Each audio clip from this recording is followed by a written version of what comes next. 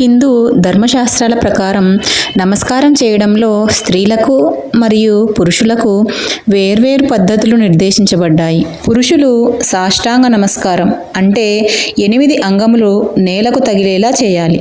కానీ స్త్రీలు మాత్రం పంచాంగ నమస్కారం అంటే 5 అంగములు నేలకు తగిలేలా మాత్రమే చేయాలని శాస్త్రం చెబుతోంది. Welcome to ideas bazaar. నేను మీ సుధా అండి. ఈరోజైతే హిందూ ధర్మశాస్త్రాల ప్రకారం స్త్రీలు పురుషులు నమస్కారం ఎలా చేయాలి అనేది ఈ వీడియోలో చూపిస్తాను. తప్పకుండా అందరూ కూడా వీడియోని లైక్ చేసి షేర్ చేయండి. మరిన్ని ఇలాంటి వీడియోల గురించి, ఇలాంటి శాస్త్రాల గురించి తెలుసుకోవడానికి తప్పకుండా ఈ వీడియో ఉపయోగపడుతుంది. ఇక చెప్పుకున్నట్టుగానే పురుషులైతే అష్టాంగ నమస్కారము, స్త్రీలైతే పంచాంగ నమస్కారం మాత్రమే చేయాలి. అసలు దీనికి ప్రధాన కారణాలు ఏంటి అనేది ఈ వీడియోలో తెలుసుకుందామండి. దీనికి ప్రధానంగా చెప్పబడే ఆధ్యాత్మిక మరియు ఆరోగ్యపరమైన కారణాలు ఇవే. 1వది గర్భకోశము మరియు స్త్రీల వక్షోజాల రక్షణ కోసం. అంటే సాష్టాంగ నమస్కారంలో ఛాతీ, పొట్ట భాగం పూర్తిగా నేలకు ఆనించి నమస్కరించాలి. స్త్రీ శరీర నిర్మాణ రీత్యా ఇది సరైంది కాదు. అంటే సృష్టి కార్యం, స్త్రీ గర్భం సృష్టికి మూలం. ఆ భాగాన్ని నేలకు గట్టిగా ఆనించి ఒత్తిడి కలిగించకూడదని శాస్త్రం చెబుతుంది. ఇక్కడ మాతృత్వానికి సంబంధించిన విషయం కూడా ఉంది.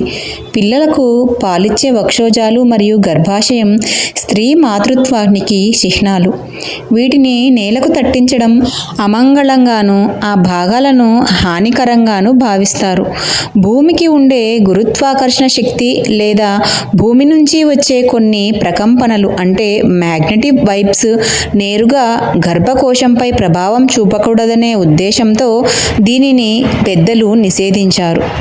2 సూక్ష్మ శరీర ధర్మం. ఆధ్యాత్మికంగా చూస్తే స్త్రీ యొక్క నాడీ వ్యవస్థ మరియు చక్రాలు పురుషుల కంటే భిన్నంగా స్పందిస్తాయి. ముఖ్యంగా మణిపూరక చక్రం మరియు అనాహత చక్రం అంటే గుండె దగ్గర ఉండే చక్రం భూమికి నేరుగా ఆనించడం వల్ల స్త్రీల ప్రాణశక్తిలో అసమతుల్యత ఏర్పడవచ్చని యోగశాస్త్ర నిపుణులు చెబుతున్నారు. అసలు ఈ పంచాంగ నమస్కారం అంటే ఏమిటి? స్త్రీలకు పంచాంగ నమస్కారం అంటే మోకాళ్లపై ఉండి తల వంచి నమస్కరించడం సూచించబడింది. ఇందులో కేవలం కాళ్ళు, మోకాళ్ళు, చేతులు, తల మరియు మనస్సు ఈ 5 మాత్రమే భూమిని లేదా దైవాన్ని తాకుతాయి. పొట్ట, ఛాతీ భూమికి తగలవు. ఇది స్త్రీ ఆరోగ్యానికి మరియు గౌరవానికి భంగం కలగకుండా ఉండే ఒక పద్ధతి.